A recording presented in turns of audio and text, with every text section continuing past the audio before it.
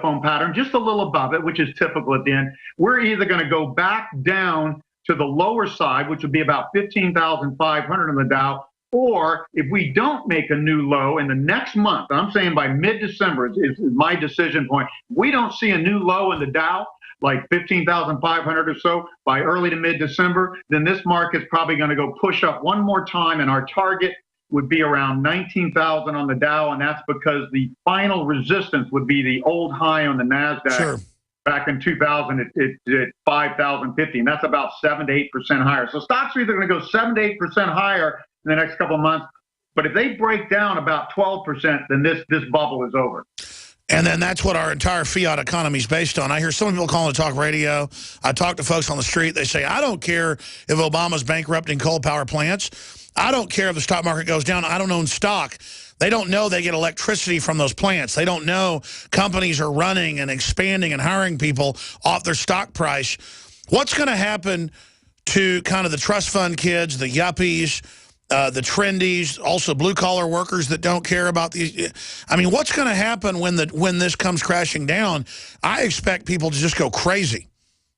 Well, you know, Homer Simpson already got hit. The housing crisis, they peaked. The average household peaks at age 46. We hit that in 2007. We predicted that 20 years before, that by 2007, our economic momentum after that would turn down. It did. Governments are just filling that up with free money, which is crazy. But Homer Simpson's already been hit hard. Underwater mortgages, wages have been declining, adjusted for inflation, since 2000, for a long time. It's the top 20%, the college-educated, low unemployment people, and these 20% own all the financial assets like stocks. Most people own a home, but most people don't own that much stocks. And this stock market crashes, it's going to hit the affluent. And it's going to hit them much harder than it hit Homer Simpson, because they're so invested in this bubble and in real estate and stocks. So and they're very haughty and very arrogant. You know, they make fun of the old timers that would put their money in their mattress or bury gold in the back 40. Well, you know what? Those old folks ended up being in a good place, you know, once the Depression hit, and actually got richer. But it's the trendies that end up jumping out of buildings. Yes, exactly. And the government has rigged the markets, you know, by putting interest rates at 0 short term and 0 adjusted for inflation long term. They're saying money is free. That means people borrow, they're not going to buy bonds, so they forces them into the stock market. It allows traders and hedge funds and financial institutions to lever 30 to 51 at low cost, and that just feeds this bubble. And then they make money just off of the trades. It has to burst. It's not inflation we should worry about, or hyperinflation. It's this bubble bursting because the government has deliberately created another bubble to keep the wealthy spending, because they're the only people that will spend, and wealthy people peak later, around early 50s, which is about now. So we see the wealthy going off a cliff naturally, and we see this bubble bursting hitting them because they own all these way overvalued financial assets. That's right. Absolutely right. This is just a fact. Just strap yourselves in. Mercedes and Dan for the guests. Then we'll go to Matt and Chuck and Jay after he leaves us, all these Obama supporters. We've got our reporters in Ferguson to give us a report at the bottom of the next hour. Let's go to Mercedes in Oregon. You got a question for Mr. Dent. Go ahead. Yes, I was listening, and I take real issue with any statements claiming that people have to work until they're 75.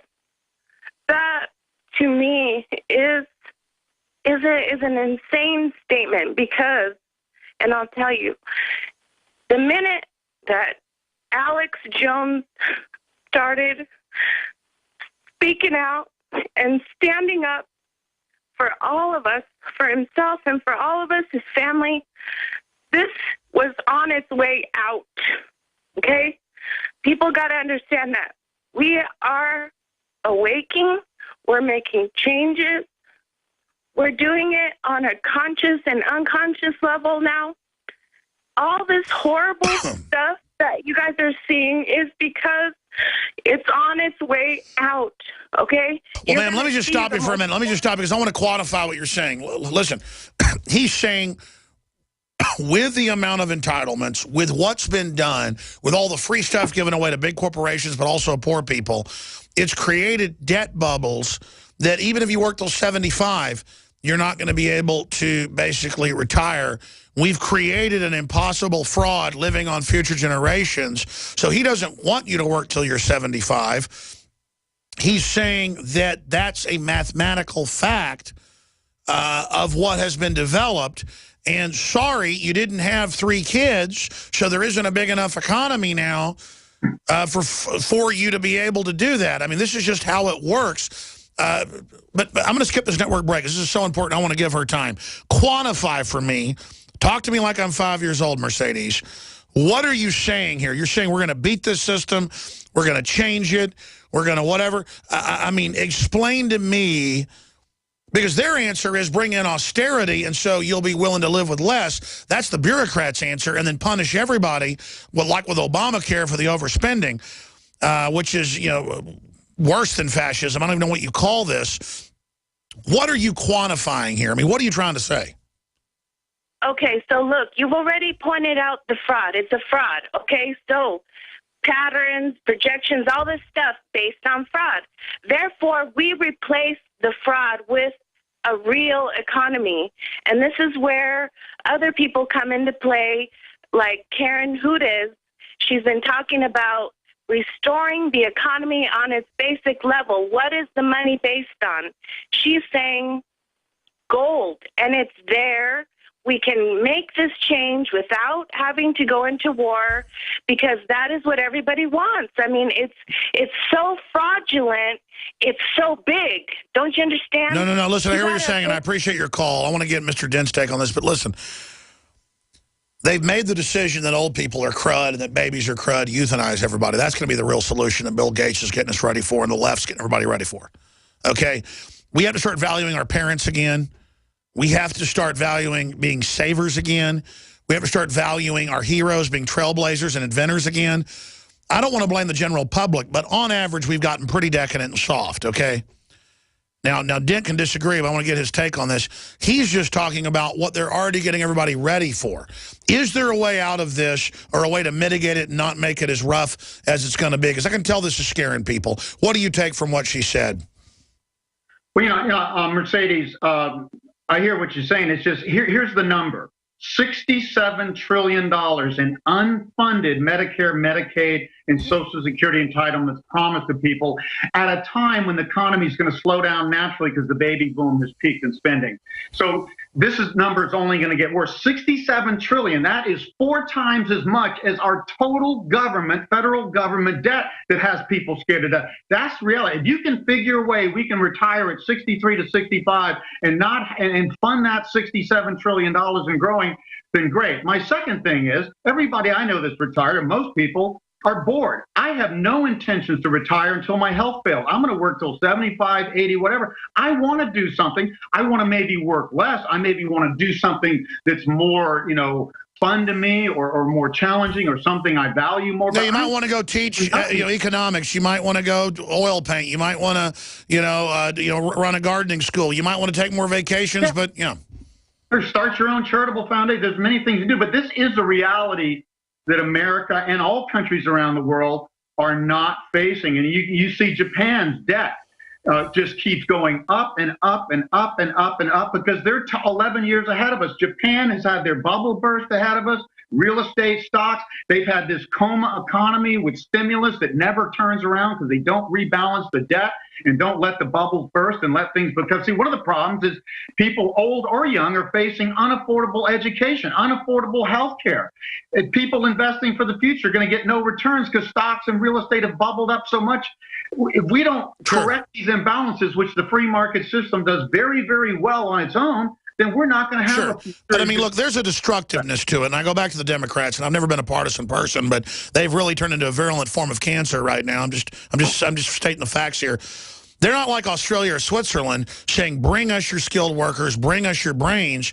They want now welfare moms, unaccompanied kids, people with mental illness, people with handicaps to bankrupt the system. And they admit they want to bankrupt it. To, like Ezekiel Emanuel said, we want to wreck everything to take it over.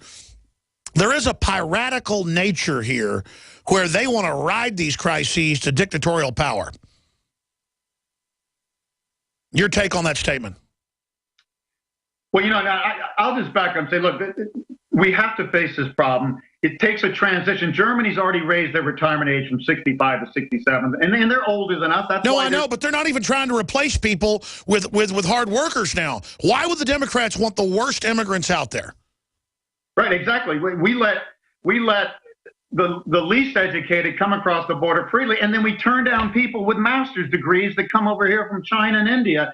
So again, it's the opposite of what Australia does. Australia has the next generation is larger than the baby boom generation in Australia, Norway, and Sweden, and a handful of smaller countries, because they've encouraged births or they've encouraged high quality immigration. We have to do that. We're doing the opposite. We have to stop committing suicide politically and economically. Let's go to Dan in Canada. Has a question for Mr. Dent. Go ahead.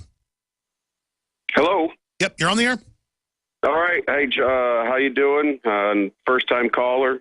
Welcome. Basically, I have a question. I was listening to some other economic people talking, and the people that don't have money, let's say, to buy gold or silver or whatever, like the people that are working hard, just trying to get by day to day, pay their bills, and raise their kids or families as best they can. They were saying to go into something like, for example, like say buy bottles of alcohol or cartons of cigarettes and just stockpile them, because they could be used as bartering tools later on. Yeah, I've always told people, like bourbon bottles and shotgun shells, things that people will want, or canned goods or something. Makes sense. Gold and silver keep going down because the reality is we're in a deflationary environment. When you have asset bubbles, when stocks and financial assets bubble up, driven by debt bubbles. Sure, I think he's asking how to be more successful now. You get deflation. Money gets destroyed. Cash is king. And like you say, just basic things that you can barter with will be much better than gold and silver. I see gold going to $700 or lower and silver going to $5 to $10 or lower. And we got people out of silver at $49 in late April of 2011, the day of the top. It's still a wild card in my view, but we got to look at all options. Expanding on that, though, I think he's mainly asking, how can he be more successful? You've got to see how trends are moving. You might have to move to a boom town and know the business in the niche where you can charge more and be more successful, and then force yourself to expand and duplicate your skill. Because it's almost like you can't stay small now and really gain a bunch of wealth. In most cases, you've got to duplicate that skill you've got in an area that is a boom area. And so what did our ancestors do before when something was bad? They migrated. And so, I mean, it's coming to a time where you can't sit where you've always been. You've got to move around and try things and be entrepreneurial. Mr. Dent? Yeah, and real quickly, this is the time to become an entrepreneur, because jobs are going to get slaughtered when this happens. But it's also, in demographics, there's always something booming. As the baby boomers age, if I were working for a car dealer, I would switch to an RV dealer. RVs are going to have the greatest boom in history. Healthcare, nursing homes, vitamin companies, things like this. Yeah. These things are going to boom with the aging of the baby boomers. So you want to also orient your job or your skills to a sector that still has good demographic trends, or like you say, towns where people are moving to. Texas is a great state. I mean, it's got the strongest migration and immigration of any country, and it's created the most jobs. So if you're in Texas, you didn't have a bubble in real estate like the coast did, so you're not going to get creamed, and you've got better demographics. So yes, we've got a free newsletter, Economy and Markets at harrydent.com. We give people a lot of information. You do, and thank you so much. We're going to talk to you soon. harrydent.com. Folks, go check that out. I'm Alex Jones. Stay with us. We got the Obama supporters coming up. Network. Introducing Secret 12, the new InfoWars Life vitamin B12 formulation. Most forms of vitamin B12 are highly processed and synthetic and could not be properly absorbed by the body. That's why for real results, so many are having to turn to painful B12 injections, which are known to have higher absorption rates. Now, InfoWarsLife.com is excited to announce that we can bring you our most bioactive, powerful form of B12 that has been developed with our exclusive perfected process.